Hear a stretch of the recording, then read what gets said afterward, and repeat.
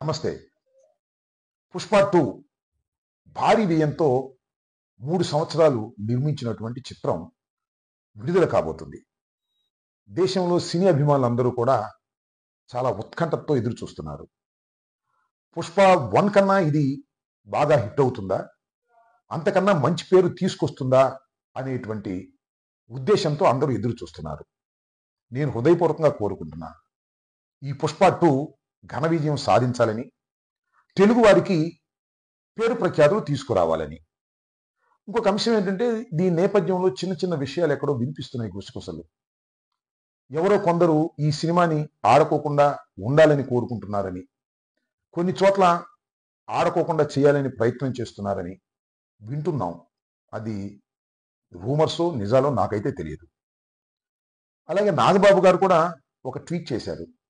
ఏ చిత్రమైనా కష్టపడి తీసేటటువంటి చిత్రం ఆడాలని మనస్ఫూర్తిగా కోరుకుంటున్నాము అనేటువంటి మాట. బహుశా ఈ వివాదాన్ని తగ్గించటం కోసమో, తెరదించటం కోసమో ఆయన ఈ ట్వీట్ సదుద్దేశంతో చేశారని నేను భావిస్తున్నాను.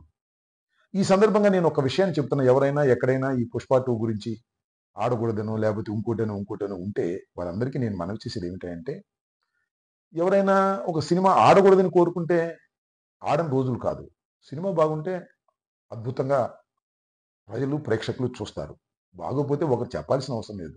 ఫ్లాపులు అయిపోతాయి. ఎంత పెద్ద నటుడు నటించినా అవి సక్సెస్ అవ్వాలని గ్యారంటీ లేదు. ఇంతకుముందు చలనచిత్రాలు చూడండి మీరు ఇంతకుముందు.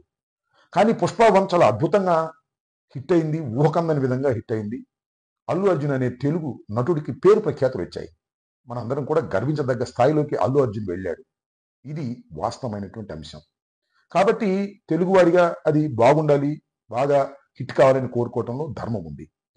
ఇంకో అంశం ఏంటంటే, ఎక్కడైనా చిన్న చిన్న ప్రయత్నాలు చేస్తే వారికి మనవి చేసేది ఏమిటంటే, పెద్దవాళ్ళ మధ్యన గ్యాపులు ఉండవు. ఉన్న చాలా తాత్కాలికంగా ఉంటాయి. ఏదో క్షణంలో కలిసిపోతారు. ఇప్పుడు కీచులాడుకునే వాళ్ళే మిగిలిపోతారు. ఈ సత్యాన్ని మీరు తెలుసుకోండి. ముఖ్యంగా ఒక ఉదాహరణ చెప్తాను. ఎన్టీ రామారావు గారి కుటుంబంలో ఆయన తర్వాత చంద్రబాబు నాయుడు గారు, హరికృష్ణ గారు, చంద్రబాబు నాయుడు గారు, పురంధరేశ్వరి గారు, చంద్రబాబు నాయుడు గారు, వెంకటేశ్వరరావు గారు బజార్ని పడి మాట్లాడుకున్నారు. కాలం ఏం చేసింది? వారిని కలపలేదా? అంతే.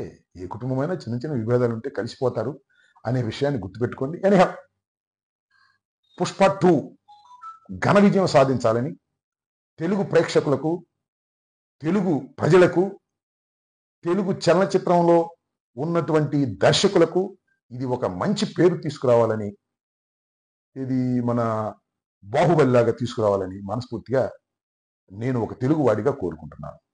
రాజకీయ నాయకుడిని ఇవన్నీ ఎందుకు అనుకుంటారా? అప్పుడప్పుడు సినిమాలు, రాజకీయాలు మిక్స్ అవుతుంటాయి కాబట్టి, అప్పుడప్పుడు ఉత్సాహంగా ఉన్నప్పుడు కొన్ని విషయాలు మీతో పంచుకోవాలని, షేర్ చేసుకోవాలని ఒక సదుద్దేశమే తప్ప దురుద్దేశం లేదనేది దయచేసి మీరు గమనించాలి. అపార్థం చేసుకోవద్దు.